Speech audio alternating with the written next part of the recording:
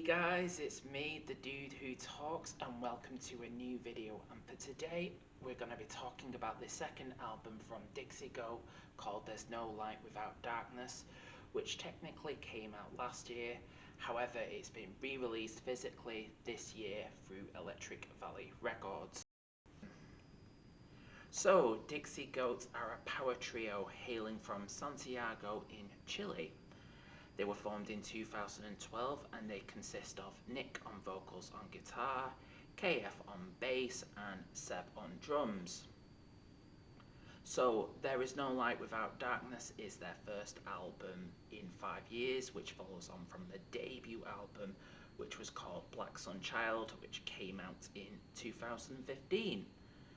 So the question being, did I like the album or did I hate it? Well, let's find out. So There's No Light Without Darkness is 8 tracks and clocks in at just over 30 minutes. So let's start from the first track, which is the titular track.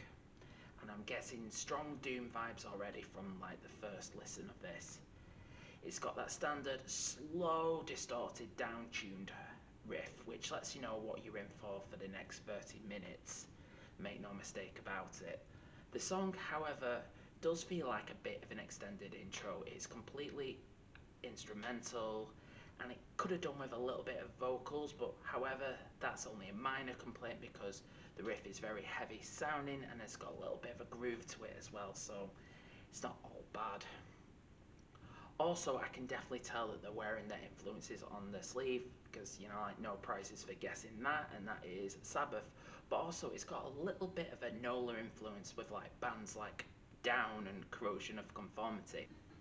The next song comes on, which is called Dancing on Your Grave, and it has this like doom swagger towards it and also feels like a full-blown rock song. And this is where we first hear the vocals, and it's like a mix of Phil Anselmo, Zakk Wylde from Black Label Society, and Ozzy Osbourne.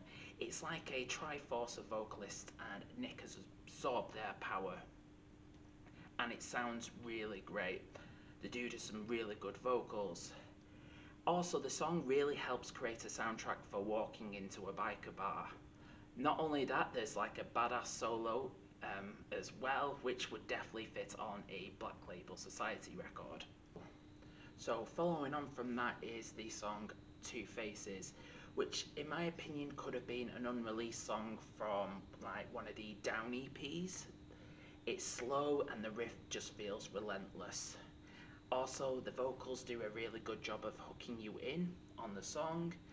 And one thing about this record as a whole is the solos, and there's quite a lot of them, especially on this song. For example,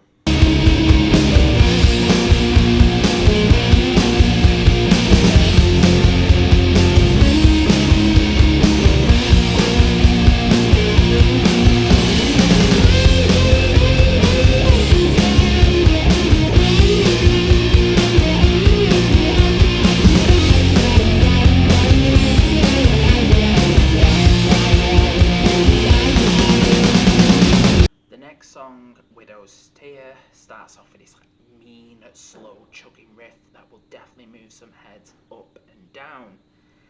And this is just an observation, especially with this song and with the whole record, is that while it may not be original, as from what I've been saying from its influences, however, from listening to it, it definitely feels fresh, and that's what drawn me in with this record.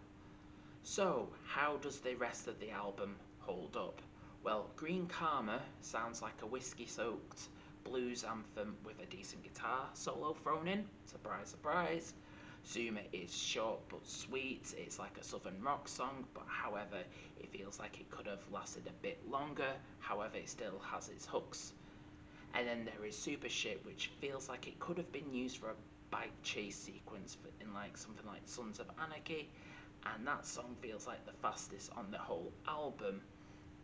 So closing the album is the song From One Hell to Another, which starts off very similar to the first song, slow, and it has that like Sabbath style riff, although there's vocals in this one and Nick channels his inner Zakk Wylde.